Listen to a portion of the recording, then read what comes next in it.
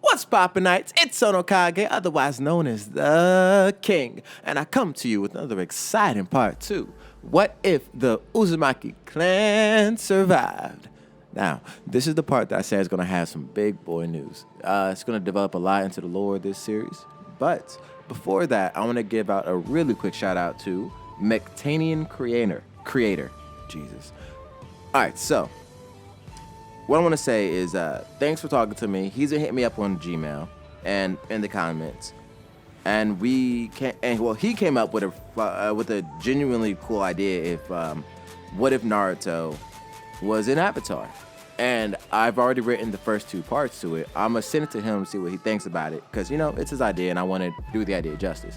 But with that being said, it's insanely fun to write. I think I came up with a really cool premise to it. So check it out. It's most likely going to be coming out next week. I don't know why I started right there, but I think I've talked your ears off long enough.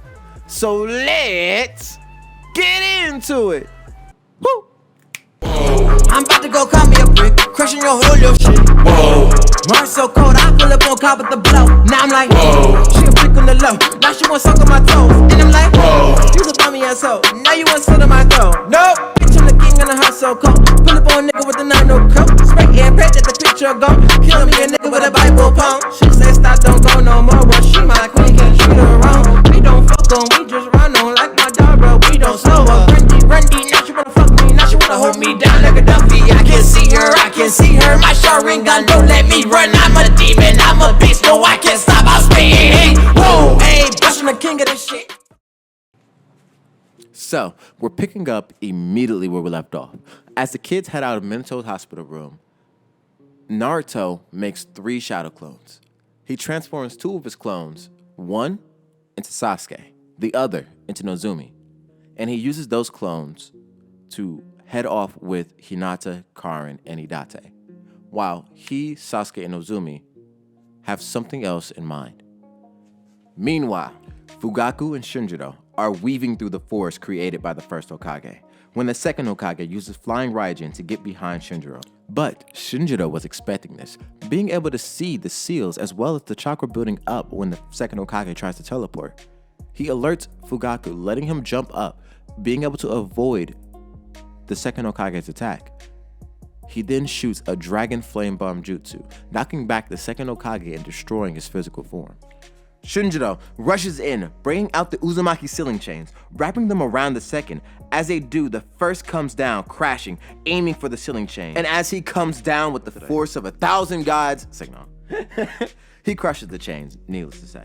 And as he does, the 2 smile, getting them both in one place. This is exactly what they wanted. They couldn't have the Hokages leaping around through the trees, attacking them using guerrilla-style warfare tactics. Fugaku then creates a shadow clone. He sends that clone towards the direction where they can deal with this Hokage, while Shinjiro sits down, pulling out 2 paper talismans and one of his special kunai. He begins to chant.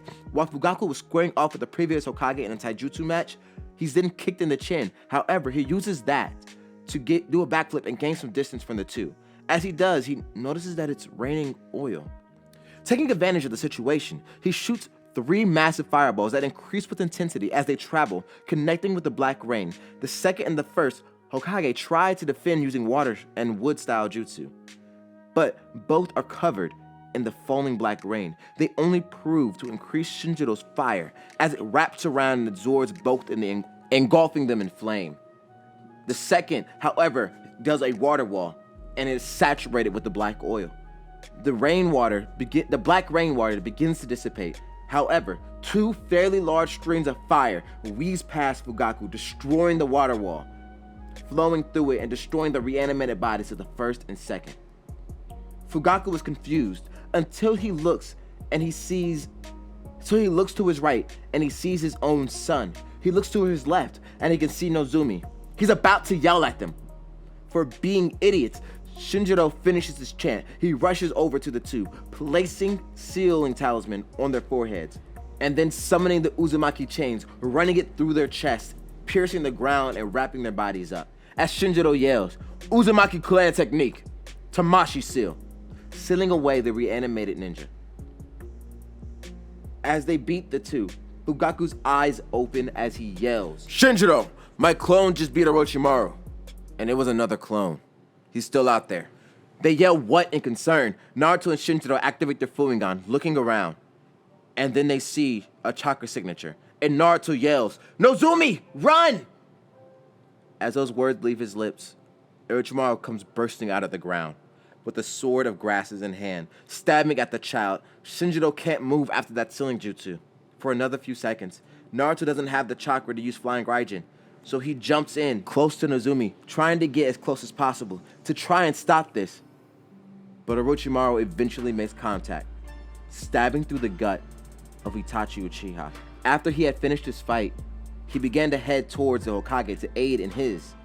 And when he saw what was happening, Nozumi about to be stabbed by Orochimaru, he knew he had to jump in and protect his student, his family.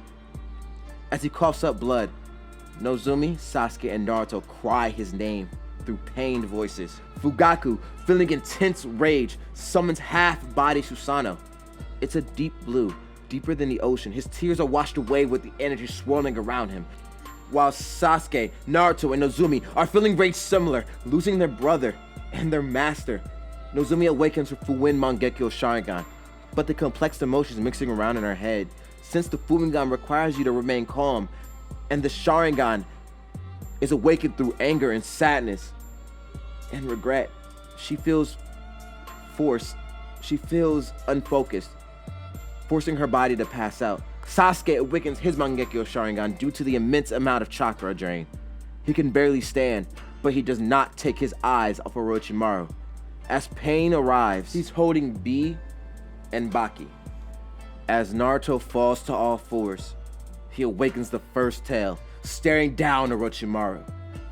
And seeing the overwhelming threat, Orochimaru smiles as he turns the mud and dissolving, but not without leaving a chilling mess for them to clean up. As Naruto can still see Orochimaru's chakra signature, he rushes off with a single-minded goal: make Orochimaru pay. Fugaku turns to Itachi. He's still breathing, if only barely. He then looks at Sasuke, who is amazed at his father's power. But Fugaku just yells, "Sasuke, stop gawking. If you can still move, help your brother. And get Nozumi out of here. Now go. I'll stop Naruto." Sasuke nods. Fugaku hops up to Naruto, while Shinjiro begins to try to stabilize Itachi's wounds. Naruto's speed is increasing, moving faster and faster with each step. As his rage grows, the fox roars with excitement. Yes, yes, Naruto. You want revenge, you need power. And I can give you all the power you need. Keep charging forward. Naruto roars as he chases down Orochimaru, when he's cut off by Fugaku, who holds his hands out, stopping the boy, as he states, "Come on, kid. You're smarter than this."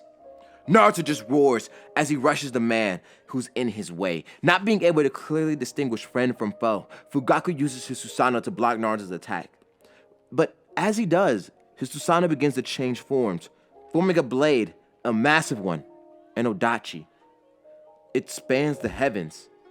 It's Ame no Murakumu no Tsurugi, the heavenly sword of gathering clouds, a blade of illusions. Naruto doesn't care. He rushes again, but this time Fugaku blocks the boy's claws with his new blade. As Naruto touches it, he finds himself in a vast blue sea. He yells, "Nine Tails, are you in here?" He gets no response. He continues to walk until he can hear crying. He looks around and he can see a crib that wasn't there before. He runs towards the crib, and as he arrives, he pulls back the blanket gently, but he doesn't find a baby. Instead, he sees a mirror. He grabs the mirror and looks into it. It's foggy, but there is an image. He can barely make it out. So he wipes the mirror with his sleeve, and he can see his own face looking back at him, with tears in his eyes and markings on his face, afraid. His eyes are the same as the beast inside of him. The closer he can look, the more he can see that he's crying. through an angry face and a blood-curdling roars of rage. He can see the sea of sadness inside of him. The mirror then goes black, and he can hear a voice. Can you see it, Naruto? Ninetales, is that you? Where are you? He questions as he looks around. I'm in control right now, Naruto. It seems this man's blade placed you in a Genjutsu, trapping you in here and giving me full reign of your body. Naruto then looks at the now blackened mirror as he says, "So, if you're in control of my body, does that mean it was you who was crying?" The fox's tails then jettison around Naruto with enough force to shake the world that they find themselves in. Don't you remember? The sea below Naruto grows misty. As it clears, it shows the image of Naruto's father in that hospital bed, beaten and broken. Don't you remember the rage and anguish you felt seeing your father near dead in a pool of his own blood, struggling to breathe? "Dad," Naruto says below his breath. The pool grows misty again as the beast growls, and his head appears from the sea as he speaks once more. Naruto, don't you remember? The sea grows clear again, but this time showing an image of Itachi getting stabbed through the gut, protecting Nezumi by Orochimaru, with a smile on his face. Don't you remember the helplessness you felt, powerless to stop your brother throwing his life away to save that brat, just because you were too weak? I can take over now. I can make sure that doesn't happen again. Naruto falls to his knees in the ocean waters. As he does, the water turns black and begins to creep up his body inch by inch. Naruto allows it to corrupt him. He gives into his rage. He needs the power. He thinks to himself, How? How could I protect Nozumi and Sasuke? How can I avenge Dad and Big Bro Itachi? I was too weak. I am too weak to save any of them. I need your help. Fox, I need your power. And I'll give it to you, Naruto. Just give in to your rage. The black water continues to rise up, consuming Naruto. As he closes his eyes and accepts his fate, the black water reaches his face. As it forms around his eye, he feels something warm on his cheek. And he hears a voice that's soft, calming. It's a soothing voice that makes him feel safe. It's familiar, though he's never heard it before. As it speaks, "You really got a lot going on in that head of yours, you know?" Hearing that voice, the fox growls her name. Kushina, you vile woman. What are you doing here? As Naruto hears that name, a name he's only heard in stories from his father, the water consuming him falls off his body and tears roll down his face. As only one thought comes to his mind. Mom. He hugs her with tears falling down his cheeks. He holds her tightly, and she holds him back. Naruto pulls away as he looks his mom in the face, right in the eyes, and he smiles. How is this possible? How am I seeing you right now? Kushina smiles as she rubs his head. Your father had sealed a bunch of my chakra away inside of you, you know? In case you needed help with the fox, like now. So, tell me, what's going on, Naruto? Naruto looks down towards his hands in the water, a bit ashamed of what he was doing. As he speaks, Mom, Dad's hurt. He's hurt real bad. He fought some really strong guys and he doesn't look good. And Big Bro Itachi, he got stabbed because I wasn't strong enough. The fox said he could give me power. And he said he could help me get the guys that hurt them.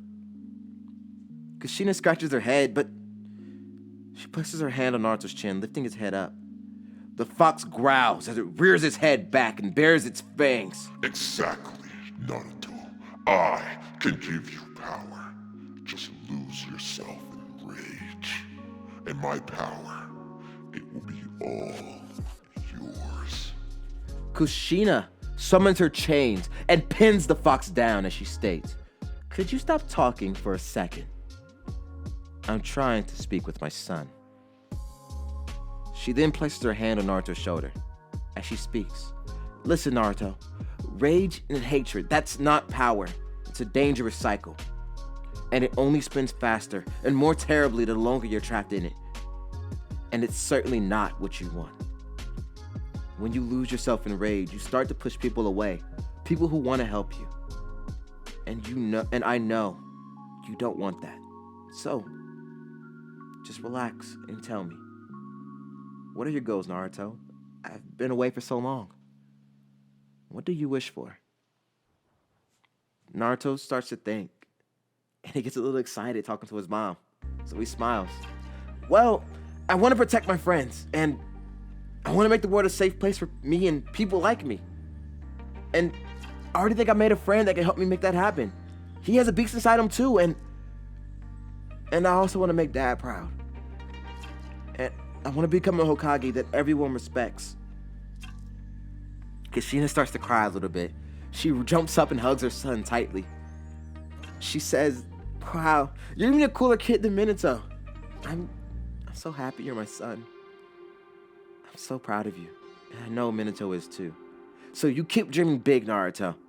And I know you'll accomplish every goal you set." Naruto holds her back, crying even louder in her ear. "Mom, I wanted to meet you for so long." The two sit and chat for a while. Naruto catches her up on everything she's missed. And then they get to the subject of discussion. Obito. And Naruto states, "Mom, why? Why didn't you tell Dad to save the man that killed you? I understand that he's a different person and all, but that's no excuse for what he did."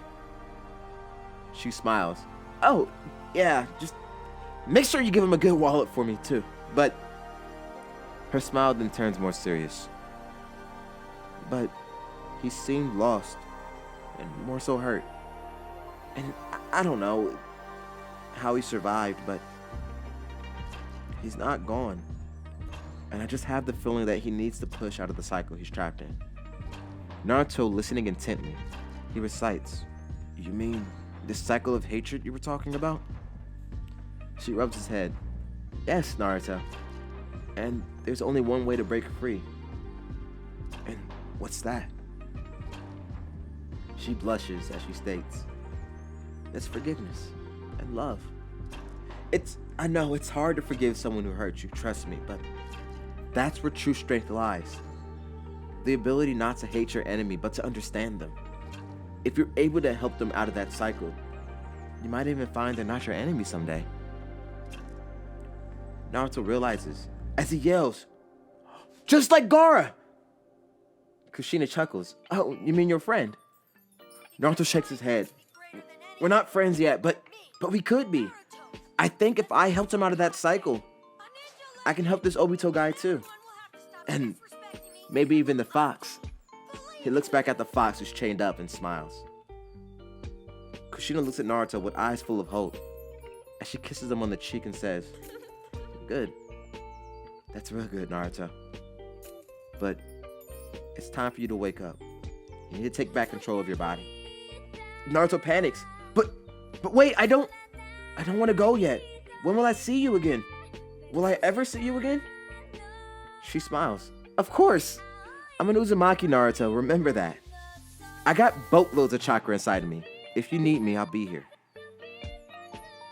As Naruto starts to disappear, Kushina starts crying. She can't hold back her tears as she screams her advice to Naruto as he flies away. "Hey, Naruto, never bend your head. Always hold it high. And look the world straight in the eye and keep charging forward.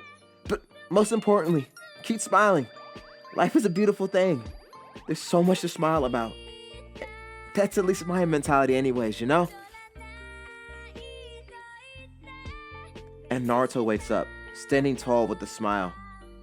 As the fox cloak disappears, Fugaku nods as he states, "Naruto, are you calm now?" Naruto smiles back. "Yeah, I'm sorry for the mess. But I was able to track Orochimaru.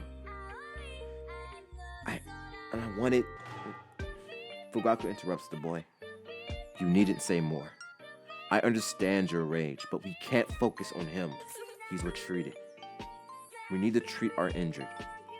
And you look refreshed. So let's move. Naruto tightens his headband as he smiles and yells, "All right!" And that's where we're going to end it for today. So, did you like it? Did you hate it? What you rate it? Other than that, I do want to thank McTanian creator again. Simply because it's a really good idea, and I'm really going to enjoy starting to write that story. I hope it gets a lot of views. If not, it's going to be like the Frieza one where it comes out every now and again, because it just doesn't pull the views in. And I'm not trying to be greedy for money. You understand that? But money's important. As much as you hate to say it and you hate to see it, money is a sole driving factor in society nowadays, and we need it intently to survive. But enough of the sad stuff. It's time to move on to my favorite time of the day, the commenter call outs. There's only gonna be one comment to call out today, 1 to 2. Editing these videos and exporting them just takes too much time when the video gets over 22 to 25 minutes. So let's just get this one done. A sippity sap. Lego. This one comes to us from What If Frieza Turned Good, the other What If I'm working on. Check it out if you want to. And it's from Jacob Victor, who says, "What's wrong with children who sauce up the villains? Gohan to Piccolo, now Videl to Frieza? What's next? Frieza makes his son who sauce up the Cell or Boo?" And to that, I actually responded to him in the comments itself, but I think it's a very good point that I wanted to bring out.